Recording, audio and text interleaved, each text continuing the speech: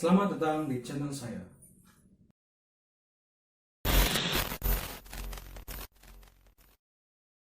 Di video kali ini saya nggak akan cover lagu, melainkan saya akan mengulas sedikit sejarah dan misteri yang ada di balik pabrik gula Jatibarang Brebes. Penasaran dengan videonya? Tonton terus sampai selesai. Sejarah adalah tentang menguak asal-usul sesuatu, tentunya dari masa lampau. Banyak sekali pelajaran yang didapat dari sejarah. Contohnya seperti pabrik gula Jatibarang ini. Pabrik gula Jatibarang merupakan peninggalan masa Hindia Belanda yang belum dibangun pada tahun 1842.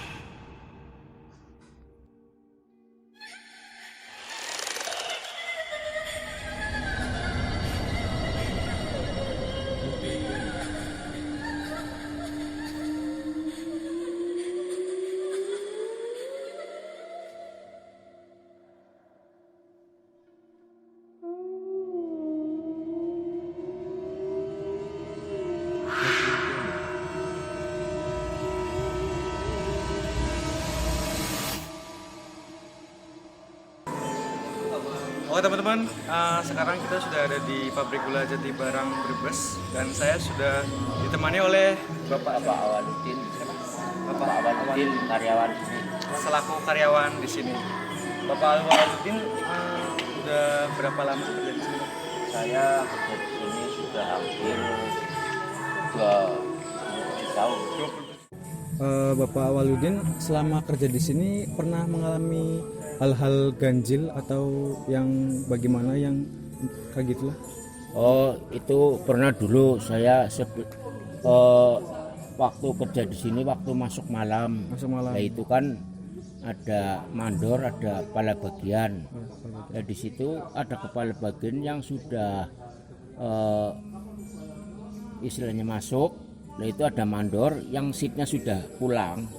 Itu mandor tersebut masih di areal sini di pabrik. Oh, jadi itu kemungkinan besar bangsa-bangsa yang ganjil, bangsa jin itu yang menyerupai mandor itu pernah ada. Di situ ada pimpinnya juga bingung loh, kok padahal udah pulang. Ya, mandor yang shift sudah pulang kok masih di sini di shift 2. Padahal orang sudah di rumah. Pernah ada keganjilan seperti itu, cuma itu aja yang saya alami. Yang pernah alamin. Iya. Selama 27 tahun. Iya, soalnya ada pimpinan yang tanya sama saya. Tadi saya bertemu dengan mandor 1, shift 1 itu namanya Pak Darja, apa masih di sini? Udah pulang, Pak. Ya mungkin hal-hal seperti itu pernah ada di sini. Mungkin bukan 1 kali, 2 kali, sering. Iya. Enggak cuma sama Bapak doang. Iya, karyawan lain juga. Karyawan juga ada yang mengalami. Kalau di sini menyerupai pimpinan utama mandor, kebanyakan mandor menyerupai mandor. Oh iya Pak, saya juga mau tanya perihal pemakaman. Katanya di sini dulunya juga pemakaman ya Pak? Oh, memang lokasi pabrik di sekitar sini sebelum dibangun ini kan dulunya masih tanah yang banyak pepohonan. Ya. Telah ditebang zaman Belanda dulu. Ya.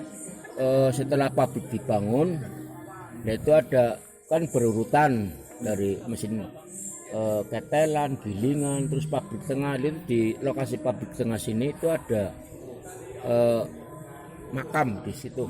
Waktu mau pembuatan pondasi untuk mendirikan alat untuk membuat gula, di situ ada makam, tapi Belanda juga nggak tahu, sudah lama sekali. Itu setelah diduduk semua pondasi untuk pembuatan alat, ada kerangka-kerangka tulang-tulang dikumpulkan terus dipindah.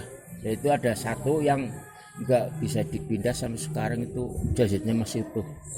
Itu ada di dalam pabrik. Langsung aja ya Pak. Keliling-keliling. Oh ya. Oh ya Pak. Ya, ini namanya untuk mesin yang Ini namanya gilingan 1, gilingan 2, gilingan 3. Ya. Dan di sini tebu yang sudah diremuk pakai alat perajang ditarik ke atas sana.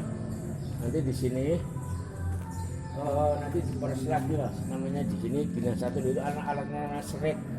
Terus mengeluarkan tebu yang mengeluarkan air yang namanya nira. Oh, nira. Ya, niranya lewatnya sini. Ya, niranya keluar dari sini ya. Ini airnya ke sini, terus itu ditampung di bak dan terus ditarik ke sana di Furwamer untuk dimasak.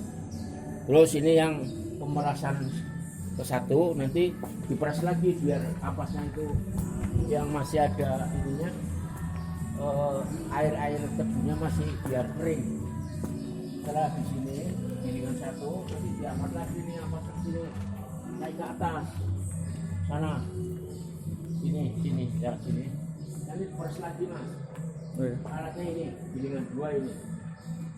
Oh, di Terus yaitu nanti lewatnya sana airnya keluar lagi niku air tebu namanya nira ya. Di apa ya? Gilingan ini masih banyak bekas-bekas tebunya, Pak. Oh masih, kalau ampas masih ada itu bekas-bekasan. Banyak banget ya. Iya, itu sisa-sisa dari proses penggilingan pasti ada yang membekas mas. Ya udah di sini nanti tarik lagi sana ampasnya mas, tapi dicampur dengan air. Ya. Terus terakhir di sini diperes lagi ini gilingan 3. Udah ambil airnya, air tebunya kan lewat situ. Airnya temurun, air tebu namanya nira, terus bisa ditampung di bak. Nah ini gilingan ini yang terakhir. Ini yang keempat, yang terakhir yang keempat ini. Yang keempat juga di pemerasan terakhir yang sudah enggak ada ininya, istilahnya biar ampasnya betul-betul Kering. tidak mengandung air gula. Terus terakhir di sini. Ini juga dialirkan ke sana. Tamu nanti di bak tersebut nanti di sana namanya bakna namanya nira tertimbang.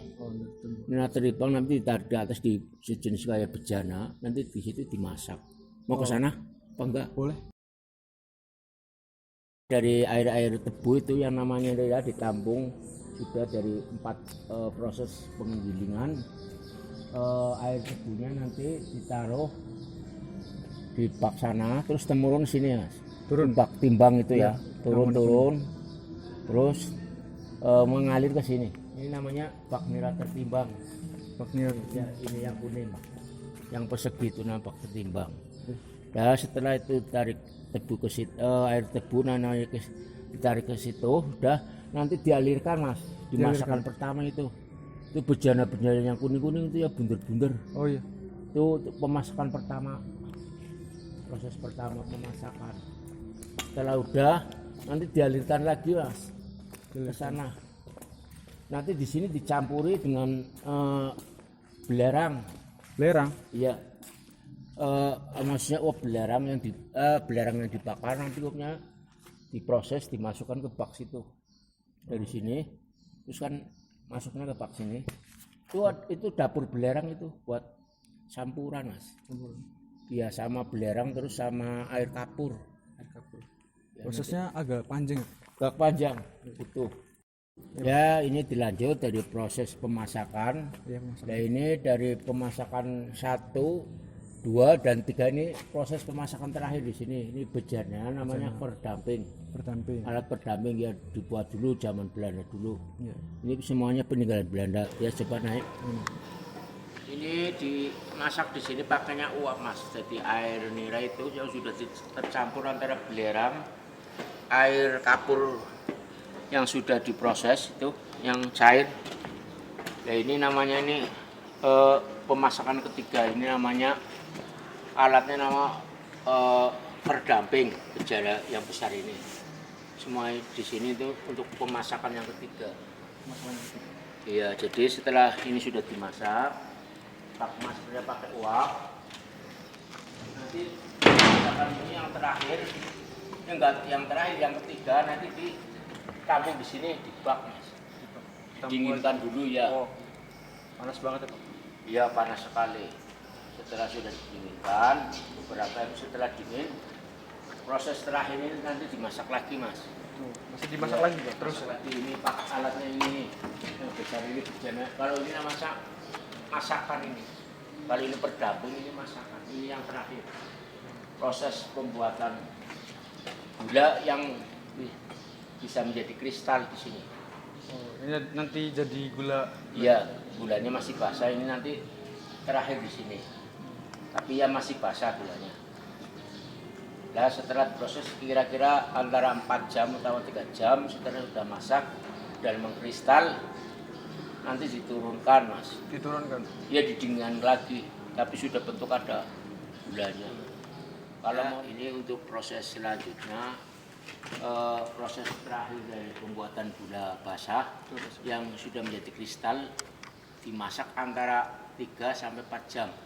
Ini nanti setelah 4 jam atau 3 jam gulanya sudah jadi, nanti diturunkan ke sini lewat talang ini talang-talang. Terus ini alatnya yang untuk menampung gula basah namanya trok. Ditampung antara 1-2 jam biar setelah dingin baru nanti proses lagi terakhir untuk pengkristalan gula kering. Gula keringnya nanti di sana. Ya, nanti jadi gula yang dipasangkannya. Iya. Ini nanti ini di sini, nanti lewat situ ada alat ulir sana, terus pompa untuk menarik gula basah itu ini nih, pipa-pipa itu untuk menarik gula basah ke sana. Bisa nanti proses terakhir untuk menjadikan gula pasir kering kalau ini masih basah. Ya, ini urutan dari semua produk yang ada di pabrik gula Jatibarang. Proses terakhir di sini ialah pengkristalan terakhir produk gula kering, namanya gula pasir. Yang tadinya gula basah nanti disalurkan ke alat ini, yang namanya di sini semuanya namanya stasiun ini namanya puteran. Jadi gula basah yang dari stasiun masakan ditampung di sini, terus diproses dengan mesin yang berkekuatan putaran tinggi, yaitu nanti diproses, nantinya keluar dari mesin tersebut yang sudah ada gula basahnya, nanti keluar ke bawah itu ada gula yang kering. Dari sini juga ini prosesnya ini pengering ini alatnya untuk proses putaran dari gula basah ya. Ini alatnya namanya putaran hair dryer, namanya hair dryer ini alatnya. Dan ini ada talang goyang. Yang keluaran itu gula yang sudah diputer terus jatuh, gulanya udah putih, nanti udah kalang goyang ini disalurkan ke sini.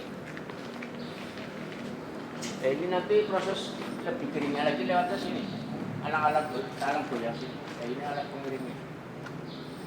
Nah, terakhir terus di proses lagi di sana, gula sudah keluar sana, sudah bentuk kristal kering, Tinggal dikemas. Iya, siap dikemas untuk dipasarkan. Oke teman-teman, ternyata pemakaman yang katanya beredar di masyarakat, ternyata ada di belakang kita, bisa dilihat.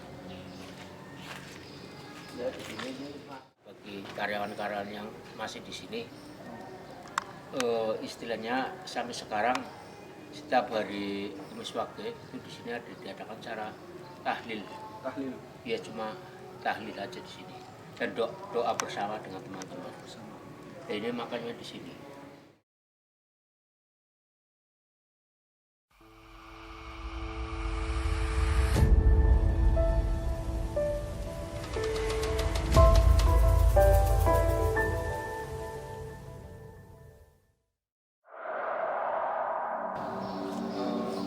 Sekarang kita bahas tradisi yang ada per tahun ya Pak, itu Iya. metikan.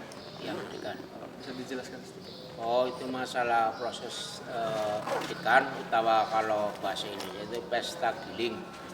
Ya, namanya pesta giling. Itu setiap tahun itu diadakan semua pabrik yang ada, tidak di Jatibarang aja, semua pabrik gula, terutama yang pabrik-pabrik pembuatan lada zaman dahulu. Oh gitu. Itu setiap tahun sekali sebelum pabrik atau perusahaan pabrik gula ini mengadakan produksi selama 25 hari sebelum menjelang produksi itu diadakan pesta giling utawa namanya medikan bahasa Bugis. Nah itu medikan diadakan zaman Belanda dulu juga sudah ada, prosesnya malah dulu lebih padat sekali. Ya artinya padat itu diadakan pesta giling atau medikan, itu ada acara hiburan-hiburan untuk anak-anak, itu ada bundar atau kereta untuk anak-anak, terus ada acara-acara dangdutan, musik juga ada, dan yang lebih sakral lagi itu ada yang namanya wayang golek. Ya pernah ada itu dulu diadakan, yaitu untuk proses kelancaran jalannya produksi di pabrik gula ini.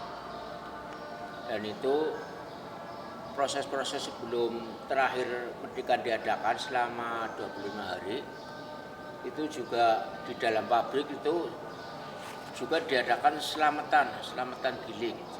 Iya, tetap ada itu. Semua karyawan, dari karyawan sudah tetap atau karyawan musiman itu semua ada yang dipanggil untuk ikut selamatan di dalam pabrik. Jadi proses sebelum medikan ini berakhir kurang 1 hari itu diadakan acara selamatan di dalam pabrik.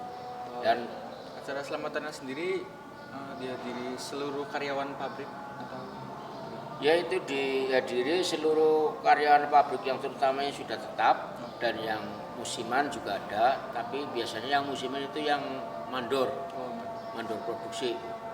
Yang musiman itu kan biasanya juga karyawan yang sudah diangkat tapi cuma kalau giling aja. Dan tokoh masyarakat juga ada yang dipanggil, terutama kepala desa, kepala lurah, RT, RW itu dipanggil untuk ikut selamatan.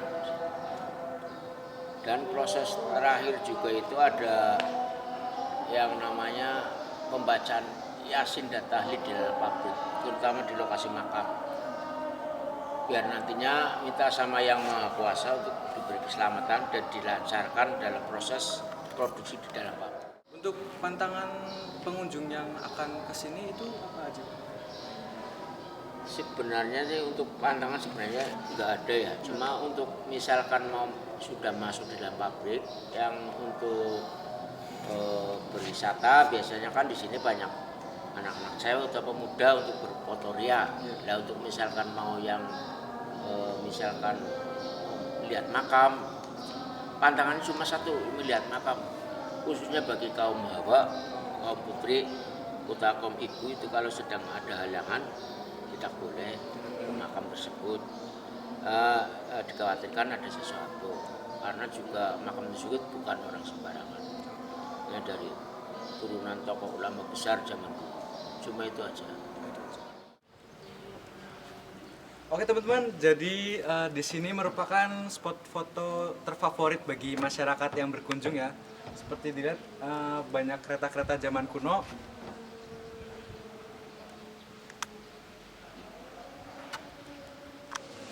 Oke, sampai sini dulu video kali ini. Jika kalian suka dengan videonya, klik tombol like, comment, share, dan subscribe.